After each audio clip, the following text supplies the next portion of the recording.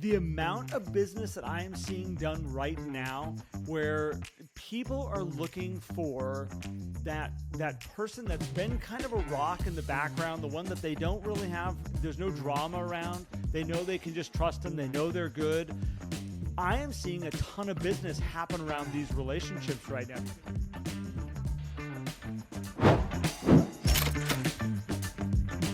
Welcome back, everybody, to Life at 10 Tenths, where we inspire you to live at the pinnacle of your ability and purpose. I've got my friend Matt Benelli with me. Matt, good morning, sir.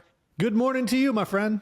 All right, man. Well, again, as we're getting rolling here, if you want to learn more about what we got going on, go check us out. You can go get our app, Life at 10 Tenths. You can check us out. Go to our website. If you want to go to YouTube and subscribe, it helps us out tremendously. Go and like all the videos that you want to like. That all does great stuff for us in the algorithms. And with that being said, Matt, let's jump in today because we're going to talk about friends of convenience versus excellence. And we might even add in a different layer here as we continue to talk about this and dive into it. But I think this is an interesting topic. I think you were the creator of this topic, of kind of looking at, we'll give it to you.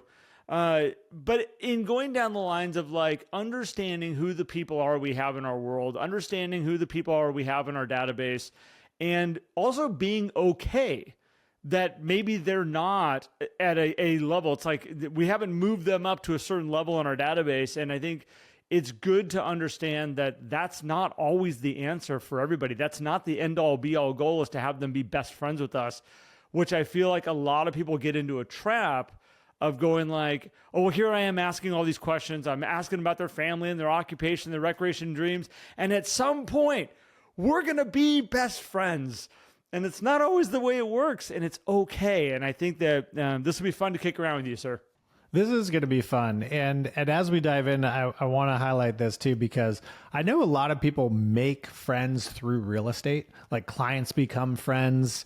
I even have stories of clients becoming spouses and family and all of those things, which is so great. I mean, this industry gives us the opportunity to meet so many people, interact with so many people, which when we think about a society that's moving closer and closer to digitalization of friendships, and even communities aren't the same as they were before in terms of how people interact. I mean, it's not common to just go knock on your neighbor's door and have a conversation anymore.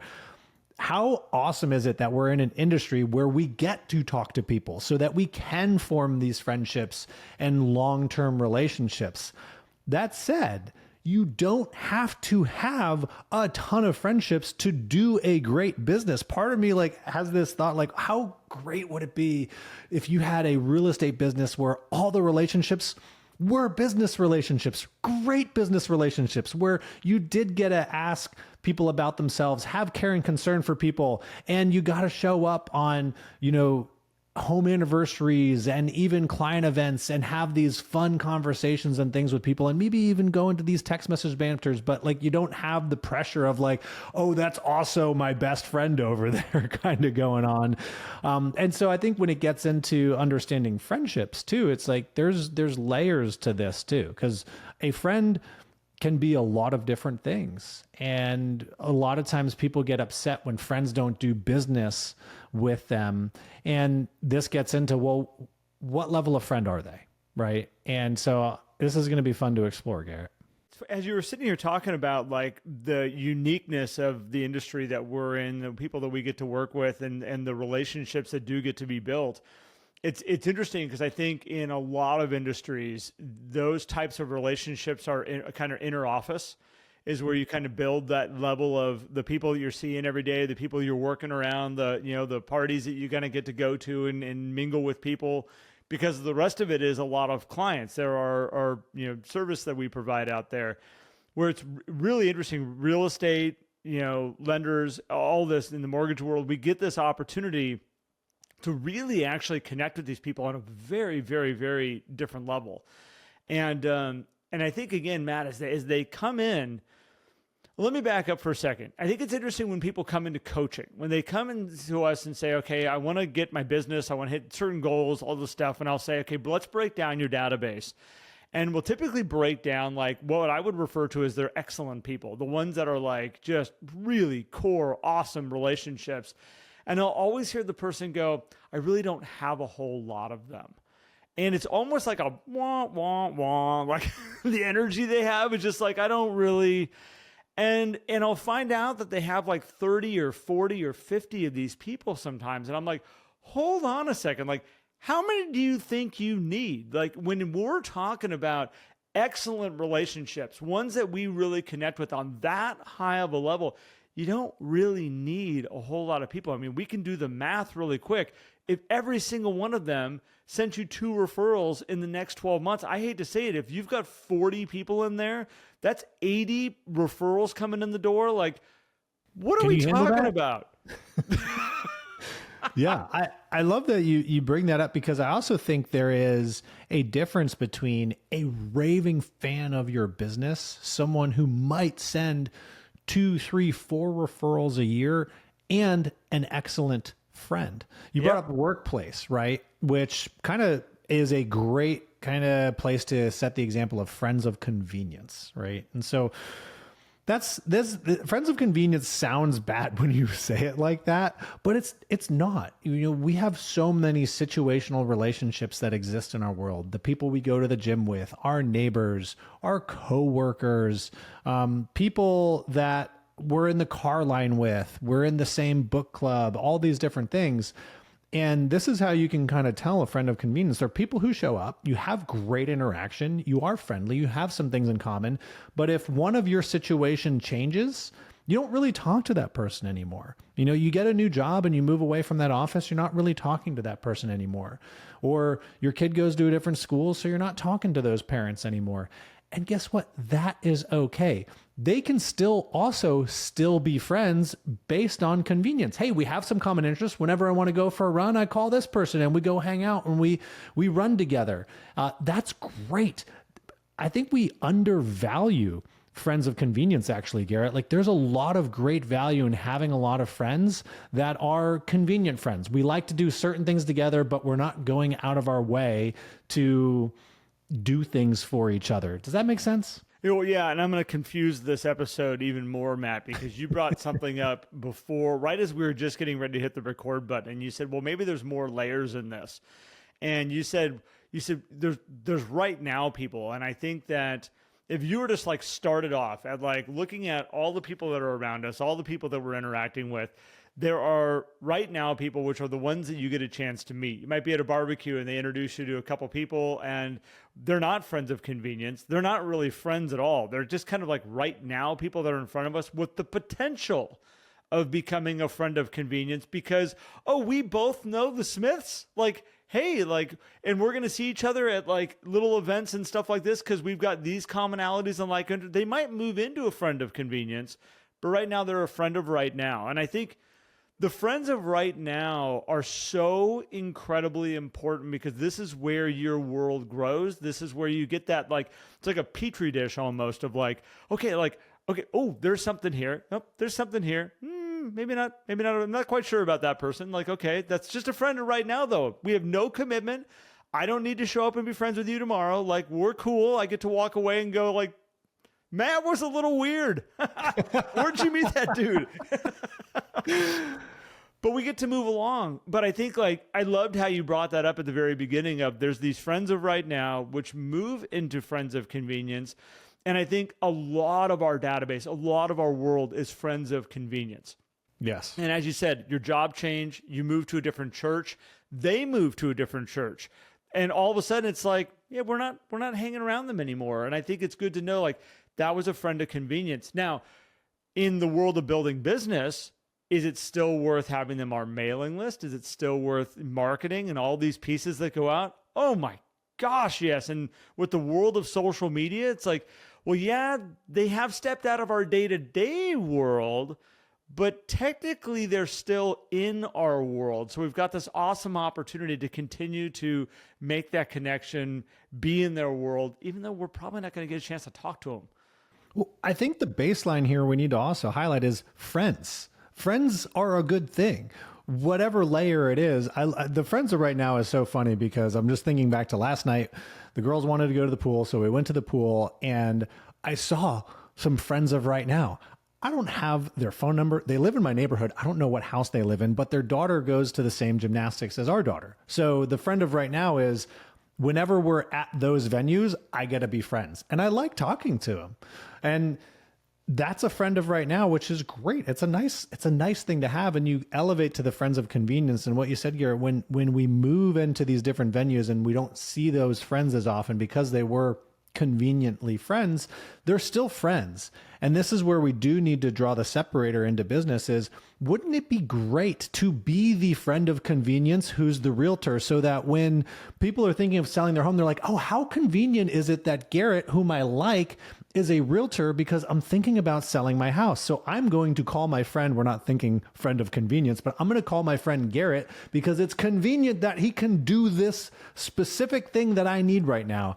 And it sounds bad when you say, people are like, I want all the best friends. It's like, let's just start by, can we be that great friend of convenience? Because everybody likes the friend of convenience. There's not a lot of pressure. There's not a lot of pressure to show up for pivotal moments and things like that. I'm not saying that we shouldn't strive to be a friend of excellence. That's going to be another layer we're going to talk about, which can be very exclusive, by the way. Being a friend of convenience is not a bad thing, Garrett. It's not a bad thing. No, we don't need to go all the time. I think most people don't embrace the power of how many people they have in this kind of convenient world around them. But I was thinking, kind of chuckling inside, like if you want to know if you're like in an environment where you have a lot of friends of convenience, when your kids transfer and go to a different school and you've made a lot of friends of parents at the old school, if you go back to pickup when your kid's not there just to talk to the people, you'll see how awkward and weird it is where they're like, what are you doing here? I just thought I'd come back and hang out with you guys. I miss you. Like, I have this picture in my head where I could just be like, okay, take Garrett off the list of. Like, this is weird. He's hanging out at school and he doesn't have kids. I knew he was a little strange. Now I'm confirmed odd. But I think, it's when you look at these friends of convenience, these people that are around us, we've always talked about this because you got to be careful because you can build a business around these types of people also. And we go, oh yeah, I talk to so many people a week and I've got all these great connections.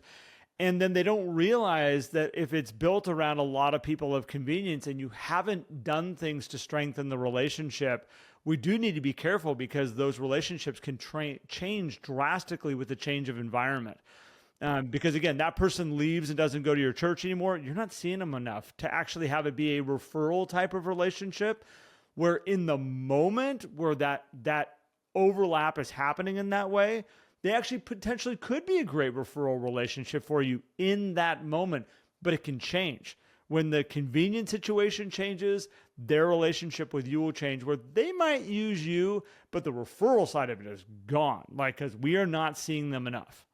And this is where frequency of interaction from the business standpoint is important. But there's also an element that people need to think about here because the friends of convenience is our largest group of friends that we have, most likely for all of us. And they're also the people that when we just call out of the blue, that doesn't have to do with the convenience of why we're friends, we don't necessarily always get the call back. And I know a lot of you are listening going like, I call my people and they never answer, they never return the call or anything like that. I'm like, okay, that's okay, right? Yes, we would love to figure out how do we create more two-way conversations with these people. And that's something that we can work on. But from a mass scale, don't stop communicating because like you said, Garrett, they may not be the referral machine for you, but 2 years from now, they're going to be like, hey, Garrett, I'm sorry I haven't got back to your calls and everything. I so appreciate you always checking in on our world. You know, it makes me feel good whenever I see your name on the phone. I'm just usually busy, but hey, we're thinking about selling the house. And what do you like? Would you be able to come over and help us out? Right? That's what's going to happen when you have the frequency of outbound going. Don't stop. The amount of business that I am seeing done right now where people are looking for that person that's been kind of a rock in the background, the one that they don't really have, there's no drama around. They know they can just trust them. They know they're good. I am seeing a ton of business happen around these relationships right now, because what's happening is somebody's going, okay, we've got to sell. I'm not quite sure how to handle this marketplace, political wise, economics of the world right now. Like, what is happening out here right now? I just need the stressful thing of a home sale just to go smoothly. Who do we trust? Who do we know? And I'm watching a lot of the realtors that I coach and ones that I know professionally that are saying, it's interesting. I have people that I have not heard back from. I've been sending them stuff for years. I've just kept them on my mailing list. I've kept them on my email list. Periodically, I might reach out to them, but it's very rare. And all of a sudden, they're popping up in my world. It goes back to usually, Matt, when I have someone that says, I'm thinking about taking a whole bunch of people off my mailing list or my connection list because I'm just reaching out all the time. I'm spending all this money and I don't think it's doing anything. And I always tell them, be really careful hitting the delete button. Be really careful taking them off, because more often than not, they're out there, they're just doing away, they're living their life, doing their thing, and all of a sudden they pop up. And I know this because it bit me years ago. I had an agent that I was coaching, and I said, just delete that group. Get them out of your world. Focus on these guys over here. And she reluctantly hit the delete button, at which point 2 days later, one of them called and wanted to sell their house. And I got the most irate phone call of her going like, look what you did. I can't believe you told me to delete these people, because here they showed up and they want to do business.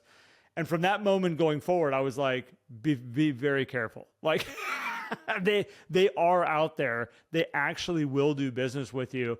Don't get caught up that they haven't reached out. And I think what makes the relationship feel good is when their energy comes back to us. And when we're not receiving that, we start to second guess it. We start to wonder if we're being pushy. We start to wonder if we're overstepping our bounds. And I think we need to be okay that the energy may not come back until they need our service. And that's okay. It's totally okay. In fact, I think it gives some an element of calmness to the relationship, because when you think about a friend of convenience, there's usually one or two reasons why you're friends with that person. And if that reason is not front and center in your world right now, then we're not going to have that interaction. And if you're the friend of convenience to help people buy and sell real estate, they're going to come to you when they need to buy and sell. When they don't need to, they may not.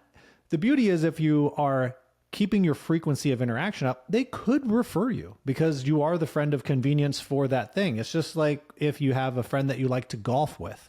Well, when it's wintertime, you're probably not as good close friends with that person. Same thing with if you share a sports team. This is a good one too. Football season is upon us, and people who share passion for football and a same team are going to be stuck like glue all the way through. Well, depends on how good your team is, right? But if you are doing fantasy football, you'll probably be together all the way through the playoffs, right?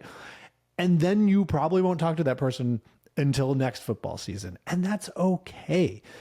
And from a business standpoint, obviously keep all the other stuff going on. The other thing, Garrett, too, is a lot of times friends of right now turn into friends of convenience, who then can turn into friends of excellence. This one, though, requires an investment from yourself, right? If you want friends of excellence, you need to first be a friend of excellence, in my opinion, right? I think sometimes people will show up in your world and be like, man, like this person is so amazing. They're such a great friend. I do need to return that effort. But when you get into friends of excellence, the pool shrinks a bit. And here's the other thing. It doesn't really have much to do with business at this point. This is now personal, which is a great thing too. Well, I think I loved how you said, like, you need to give that first. And I think a lot of people are waiting for the friends of excellence to show up in their world. Like, who likes me enough to want to be around me that much? And I think you need to switch that to who do I want to be around that much, and give that care and concern to them and see if they give it back.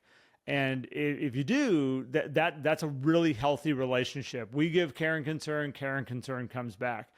If you're just giving and giving and giving, you can tell real quick. And it's not like being on someone like a wet rag. Like that's not what it is. It's about just paying attention to the important things that are in their life and engaging them on those things. And then you get to see who then stops and says, by the way, how are your kids doing? Like, what are they up to right now? That's that caring concern coming back. And I have lots of relationships in my world, Matt, that I will give that extra care and concern to. And, we'll end the phone call and they're like, hey, thanks for the call. And they're gone. And there's part of me that goes, that was interesting. Like, I asked them about their job and their kids, and they didn't respond back at all asking about me. It's just now again, there's levels in here of going like, is it that way every time? Was it just on that phone call? But it is your kind of your marker to be like, where are we in our relationship, and is it mutual back and forth, or is it one-sided where I'm trying to build, they don't really care? We're just constantly kind of testing the waters, taking the temperature and going, where are we?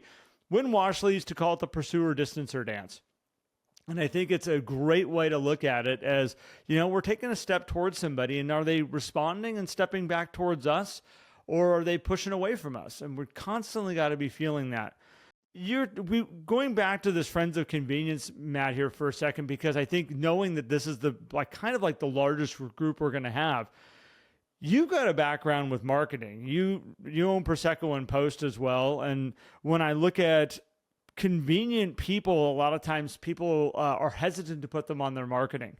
They kind of have that, like, I know them, we know each other through this event and through this stuff. And I don't know, like, they might find it weird if I put them on a postcard campaign and all of a sudden they're getting something from me. Cause they're just kind of like, they're in my church and I don't want to overstep that boundary. I'd be curious to know your thoughts on that, because I'm a big believer in like market. If you know them and they know you, get them on a postcard. And I think we overstep marketing to the friends of convenience all the time. We absolutely do. We think we need to go find strangers who need to do business right now to become a transaction of right now, when we have all of these people that we have the opportunity to nurture from a bit. And it sounds weird when you start using these words of like, well, I'm not going to nurture my friends for business. Why not? And I think it comes down to shifting your perspective of saying, do you have something of value to share? Do you believe you are good at what you do? Do you believe that all the people that you've been serving in this business have received great value from your services? If the answer is yes, which I hope most of you, if not all of you, actually say, then why are you not sharing that value with the people who you actually enjoy? Why are you not sharing this with your friends? Wouldn't you tell your friends all the great things? Wouldn't you want to tell them and help them, be the best that they can be? And that is what you bring to the table. And so, yes, I think you want to be careful about how you add people to your marketing. You don't want to just like all of a sudden opt people into everything. This is why I love the mailbox, because the mailbox is the easiest place to start to reach people, because it's convenient for folks. There's an expectation, like there's not opt-in forms for mail, things like that. And if people want to opt out, they will tell you. And if you are friends, it's not going to be as awkward as you think. And as Garrett, you've said many times before, a lot of times they may not even know that they were just added to your mailers. They may have been like, oh gosh, we got a postcard from Garrett. How cool is this, right? They may have thought they've been receiving them. The science I heard a long time ago is it takes 6 pieces of mail for people to actually realize they're getting a piece of mail from you.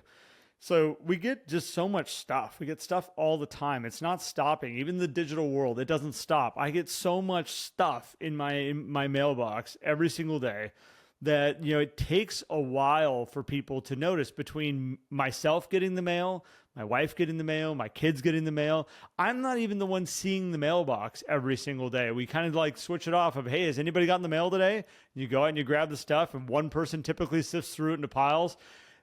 Not everybody's seeing that postcard come in all the time. So again, the science I heard, it's about 6 pieces of mail to come in. And again, I think what's interesting is you made the comment, Matt, of, am I trying to get? Here I am sending these things to try to get the real estate out of this group, and it doesn't feel right. And I think the mindset that has to change on it is, I'm trying to help people. By them knowing the service that I have and what I provide and my expertise, I have the ability of helping people. The more people I can educate on what my service is, what I have, and what I can do, the more people I can help. And it's a change. And usually when you're in scarcity mode, usually when you're like, I've got to find another deal, we will put ourselves into this get mode very fast. And I think it's why people's businesses flourish when they get to a point that it's not about survival anymore. It's literally about, hitting goals, having fun, helping as many people as we possibly can. The energy shift with that, when it's not I have to find a next transaction, changes all of the energy with all of your convenient friends, with all of your excellent friends. You just bring a different energy to the game because it's not of like, where can I find that next deal? Yeah. You're just sharing value. And there is, people say you got to separate business and friendships.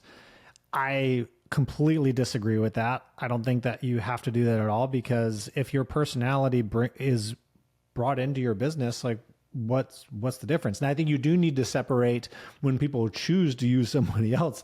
It's not a personal choice of saying like, well, I don't want to use Garrett. I'm going to go use Janet. Okay, maybe they already have a business relationship with Janet. That's fine. Like, but we're still friends.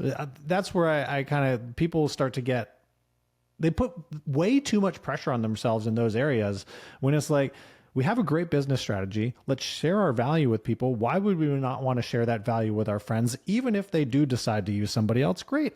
Who cares? We're just out there sharing value, trying to make people better. That's all. Well, and I have found, Matt, that when somebody does use somebody else, always stop and ask yourself, because I know a lot of people get all bent out of shape going, I've been spending all my marketing dollars and so went off and used somebody else. And who do they think they are? And I'm never talking to them ever again.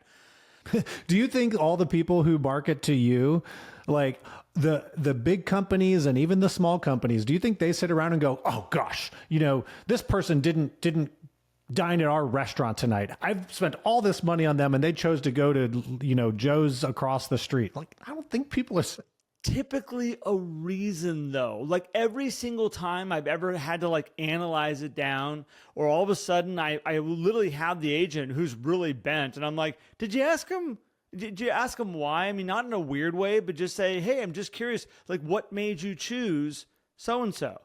And all of a sudden, every time I've had somebody go down the line, it's not because they didn't like your service, they didn't think you do a good job, or like they were obligated to you. Usually it's, oh, there's a business relationship, something happened over here. I've got a business partner that I work with at the office. Their spouse is a real estate agent. We kind of had to use them to maintain, for this. It's not who I would refer to, but it's who I had to use in the situation. And I think that there's a lot of great referral relationships that get killed because we get all bent out of shape or get weird about it. And I'm taking them off my mailing list. It doesn't mean that's who they're going to refer to. It just means that's who they had to use. It also doesn't mean you can't win them for the next one. And I think something that people also need to just accept and be okay with is maybe they liked that person better. Maybe they do, see more value in that person's services because they have a different angle on that. Maybe they do like them better. Like that's you just okay. you have to accept that.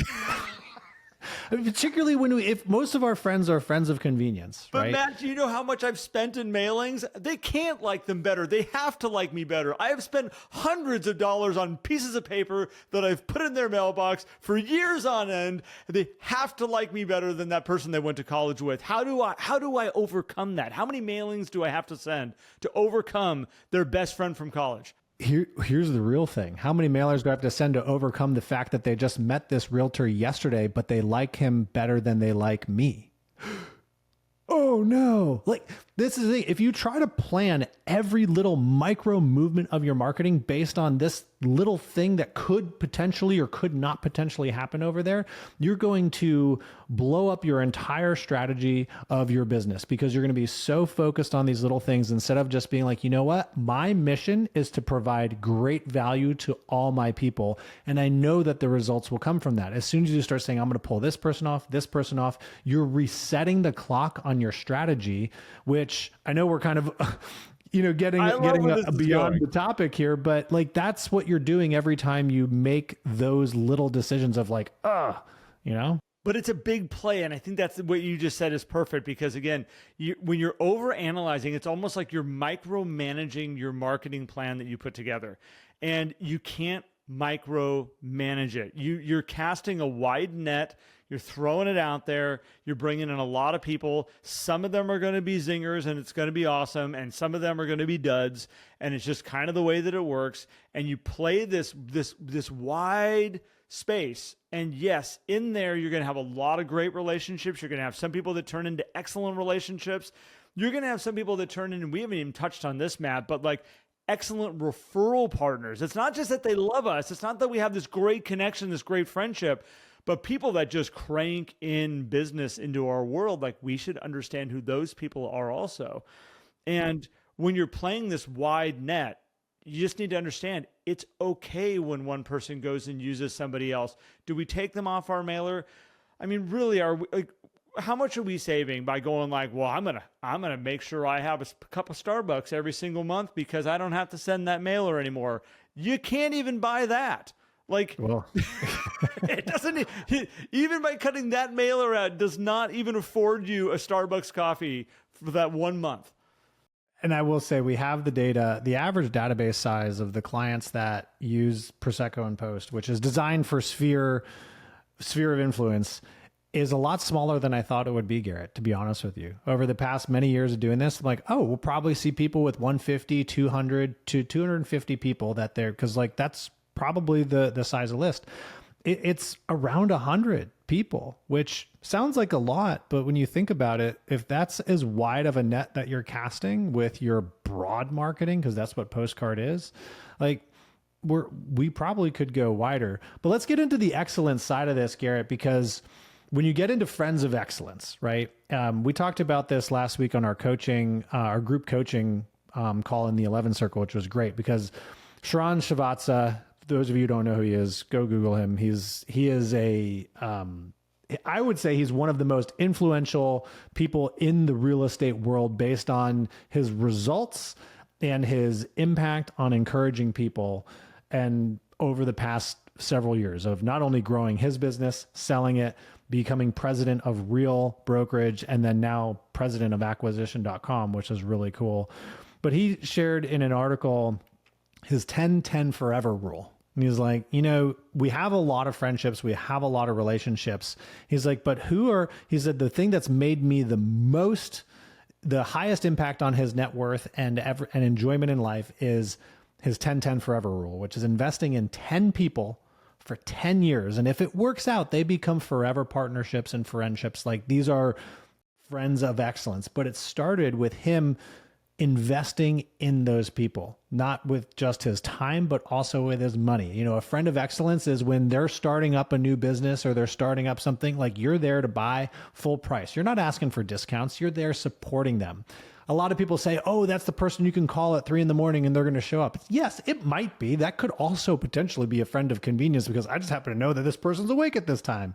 A friend of excellence is someone who supports all your goals and dreams and builds you up and invests in your future, right? Which takes a lot of mental intention as well, Garrett. And sometimes those people become incredible referral sources for you because they want to see you win so well. But the question you first have to ask is, how many people do I want to see win? Am I really showing up for somebody in a way where I will do whatever I can to help this person win? And then we're sitting around complaining that people aren't referring us. You know what I mean? So, I mean, when you get into that friends of excellence, it's going to be a small pool, Garrett. Well, it's interesting. And I along these lines, I mean, we just interviewed John Griswold, and you talk about like his market impact reports that he does and going like, you know, yes, the end all be all of market impact reports is to receive referrals and to get business and whatnot. And, you know, John was talking about, you know, my number one goal is to see how many people I can refer to help them achieve their goals and their dreams. And then you wonder why the darn impact reports work so well for him, because his actual intention is them over him. And I think like with this 10-10 forever, like, you know, concept that Sharran uses, or how he focuses in his business and his world, there's very few of us that will handpick people to say, these are the ones that I'm going to go all in on. we don't have a focus on it. We're kind of just running around looking for people that we have like in common interest with, and kind of going, oh, I kind of like them. Oh, I kind of like them. And then we give them a little attention for, for maybe a month or so as we kind of connect. And then that kind of, drifts away, and they're kind of remain in that friend of convenience area, let's say. It really does take some focus if you really want to build, I would say, an excellent relationship. You can't half-ass it. You can't just sit there and hope it's going to show up and hope it's going to happen.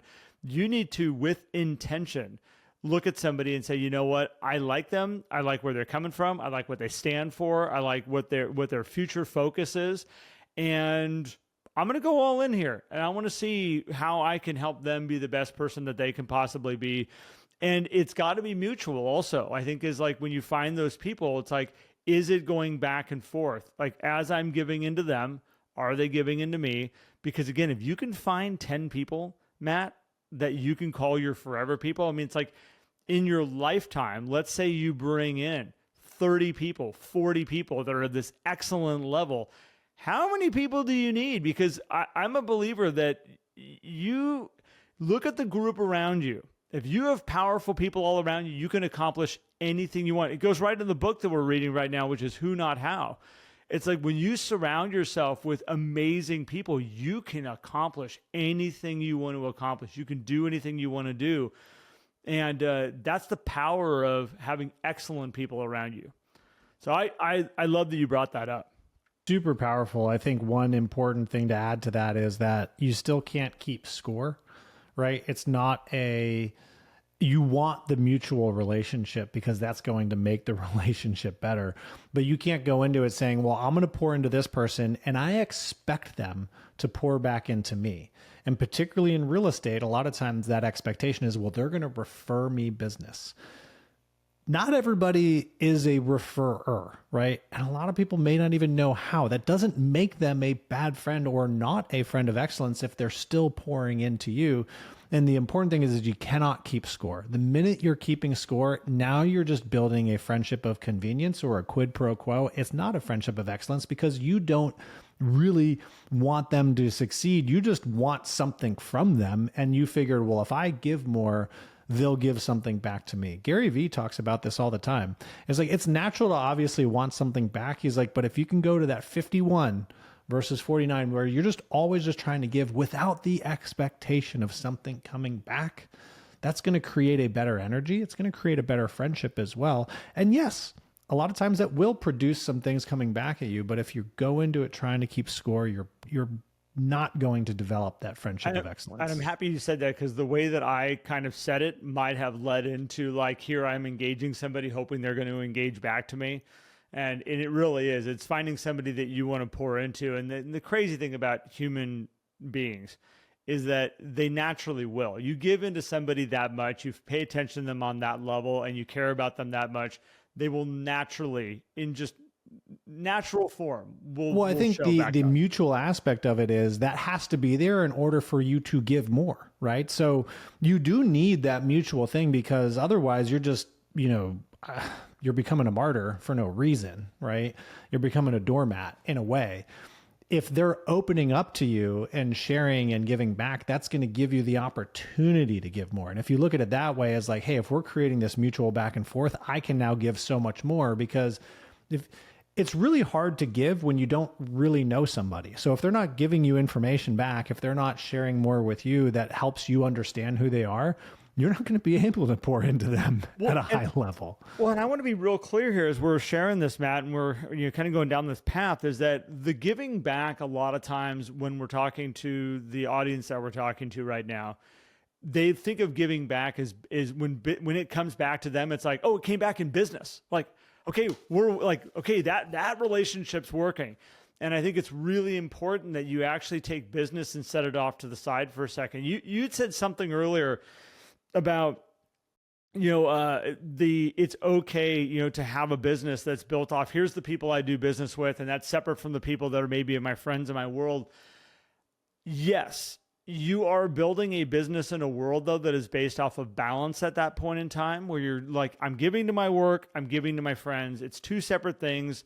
I need to be able to balance this thing out so I can build both sides of my world here. And I will say that the people that figure out how to harmonize those things together, when they figure out how to harmonize all these incredible people that also love doing business with them, it blends this all together in a way that you can have incredible success without working very hard. You're not having to go, have I given enough time to my business over here? Or have I been giving too much time to my family and my loved ones and my friends over here? And maybe I should be giving back to my business right now, or maybe I should be giving back to my friendships right now. It allows you to blend all that stuff together. And it really is a powerful place when you can harmonize those together. So I would encourage people, find a way that you can find these, obviously people of convenience, but if you can start building in this level of excellent people in your world where it's not really about business, but man, when business comes up, it flows right into our world and it just creates a really powerful environment. I'm glad you said that, because I think the beauty of real estate is, right, where we choose to live, does sometimes match with the personality of the people who also live there. So you have already a built-in common interest when you live somewhere, right? There's community and all that stuff. And because real estate is a broad industry, everyone is looking for a roof over the head, whether they own it or they rent it, right? So your friends of convenience, of common interest, the people who you do want to pour into, they do need your services at some point, right? If there's some, I mean, yes, there's the rare person who's like, I'm going to do it myself, right? Which, NAR stats show that that's probably like 6% of the people out there because they just happen to know the person who's going to buy their house, whatever. Most likely, you're going to get the opportunity to do business with your great friends. And while I do think you can develop the business systems and everything so that you can have all the business relationships, which you do need, because not everybody's going to be your friend. It's one thing to know. But if you're a person who is blocking harmonizing that, even opening yourself up to the opportunity, you are shutting off a huge amount of business opportunity. And I don't want to see that. And that's why we kind of brought up this topic of friends of convenience versus excellence, because if you can build great friendships, you're going to build an incredible foundation for your business. And that's awesome that those two work together. Yeah. Well, thanks. I guess this was actually one that was been on our list for a while, and we were just kind of going through and having a chat, and like this one it just worked right today, particularly with the things we've been talking about recently, like with Sharran's 10-10 forever rules. So I hope you guys got a lot of value out of this.